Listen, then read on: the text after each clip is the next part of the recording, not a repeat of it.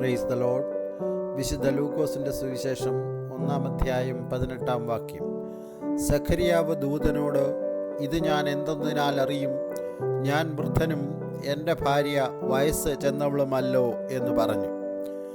ജീവിതത്തിൽ ഒരു തലമുറയെ കാണുവാനുള്ള ഭാഗ്യം ഇല്ലെന്ന് സ്വയം വിധി എഴുതി സകല പ്രതീക്ഷകളും നഷ്ടപ്പെട്ട ഒരു പുരോഹിതൻ്റെ വായിൽ നിന്ന് വീണ വാക്കുകളാണ് മേലുദ്ധരിച്ചത്. ദാവീദ് രാജാവിൻ്റെ കാലത്ത് ദേവാലയത്തിൽ ശുശ്രൂഷ ചെയ്യുന്നതിന് വേണ്ടി പുരോഹിതന്മാരെ 24 കൂറുകളായി തരം തിരിച്ചിരുന്നു. ഓരോ കൂറും വർഷത്തിൽ 2 ആഴ്ച ശുശ്രൂഷ ചെയ്യണമായിരുന്നു. ഓരോ കൂറിനും അതിൻ്റെ നേതാവിൻ്റെ പേര് വിളിക്കപ്പെട്ടിരുന്നു. അബിയാക്കൂറിൽ ഉൾപ്പെട്ട പുരോഹിതനായിരുന്നു സഖരിയാവ്. യഹൂദ പ്രമാണമനുസരിച്ച് വെള്ളിയാഴ്ച വൈകിട്ട് 6 മണിക്ക് ശബത്ത് ആരംഭിക്കും. ശനിയാഴ്ച രാവിലെ 9 മണിക്കും ഉച്ചകഴിഞ്ഞ് 3 മണിക്കും യാഗം നടത്തപ്പെടും. അതിൽ 3 മണിക്കുള്ള യാഗം വളരെ പ്രധാനപ്പെട്ടതായിരുന്നു. ദേവാലയം 3 ഭാഗങ്ങളായി തരംതിരിച്ചിരുന്നു: അതിവിശുദ്ധ സ്ഥലം, വിശുദ്ധ സ്ഥലം, പ്രാകാരം എന്നിങ്ങനെ. ദൈവത്തിൻ്റെ പെട്ടകം ഇരിക്കുന്ന സ്ഥലമാണ് അതിവിശുദ്ധ സ്ഥലം. അവിടെ മഹാപുരോഹിതൻ ആണ്ടിൽ ഒരിക്കൽ മാത്രം കടന്നു ചെന്ന് ധൂപം കാട്ടും.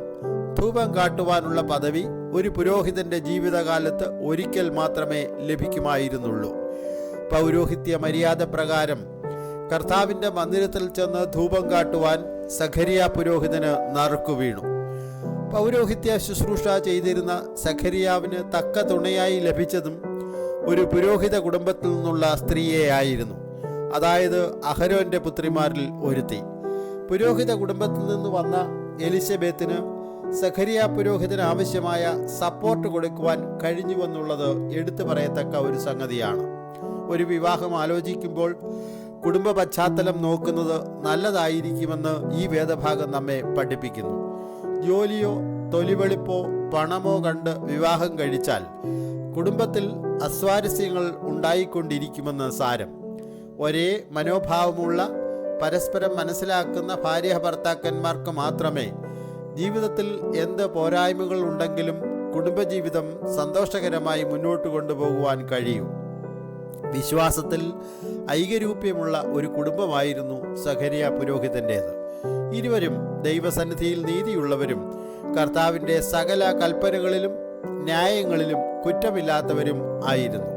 വേറൊരർത്ഥത്തിൽ പറഞ്ഞാൽ, പല ജീവിതങ്ങളിലും സന്താന സൗഭാഗ്യം ഇല്ലാതിരിക്കുന്നത് അവരുടെ കുറവുകൾ കൊണ്ടല്ല എന്ന് സാരം.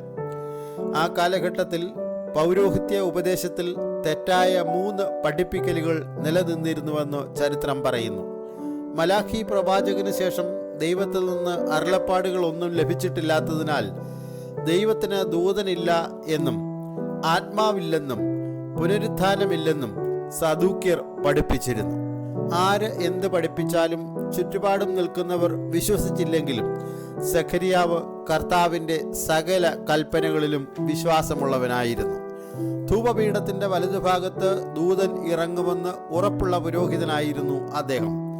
സഖരിയ പുരോഹിതൻ ധൂപം കാട്ടുന്ന സമയത്ത് പ്രാകാരത്തിലുള്ള ജനം സഖരിയാവിനായി പ്രാർത്ഥിച്ചുകൊണ്ട് നിലകൊണ്ടു. ഒരു ദിവസത്തിൽ എന്തെല്ലാം സംഭവിക്കുമെന്ന് അറിയുന്നില്ലല്ലോ എന്ന് സഭാപ്രസംഗിയിൽ പറയുന്നത് പോലെ ഇവിടെ സംഭവിച്ചു. കർത്താവിൻ്റെ ദൂതൻ ധൂപപീഠത്തിൻ്റെ വലതുഭാഗത്ത് പ്രത്യക്ഷനായി. തികച്ചും അസംഭവ്യമെന്ന് തോന്നാവുന്ന ഒരു ദൂത് സഖരിയാവിനെ അറിയിച്ചു. ദൈവിക വിടുതലുകൾ സംഭവിക്കുന്നത് എപ്പോൾ, എങ്ങനെയെന്ന് ആർക്കും നിശ്ചയമില്ല. ദൈവം തുറക്കുന്ന വഴികൾ മനുഷ്യന് ഗ്രഹിക്കാൻ വളരെ പ്രയാസമാണ്. ദൈവത്തിന് നമ്മെക്കുറിച്ചൊരു പ്രതീക്ഷയുണ്ട്. നമ്മുടെ പ്രതീക്ഷകളെല്ലാം തകർന്നുവെന്ന് നാം കരുതിയാലും ദൈവം നമുക്ക് വേണ്ടി നല്ലതൊന്ന് മുൻകരുതിയിട്ടുണ്ട്. ഒരു തലമുറ ഉണ്ടാകുവാനുള്ള സകല പ്രതീക്ഷകളും അസ്തമിച്ച സഖരിയാവിൻ്റെ ജീവിതത്തിൽ ദർശനമുള്ള ഒരു തലമുറയെ നൽകി അനുഗ്രഹിച്ച ദൈവത്തിൻ്റെ കരം ഇന്നും കുറുതായിട്ടില്ല. സമയം കഴിഞ്ഞുവെന്ന് നാം കരുതിയാലും ദൈവത്തിൻ്റെ സമയത്ത് അവൻ പ്രവർത്തിക്കുക തന്നെ ചെയ്യും. അസാധ്യമായതിനെ സാധ്യമാക്കി തീർക്കുന്ന ദൈവം ഈ നാളുകളിൽ നമ്മുടെ ജീവിതത്തിലും ഇടപെടട്ടെ എന്ന് പ്രാർത്ഥിച്ചുകൊണ്ട് ഈ സന്ദേശത്തിന് വിരാമം കുറിക്കുന്നു. May God bless you all. Amen.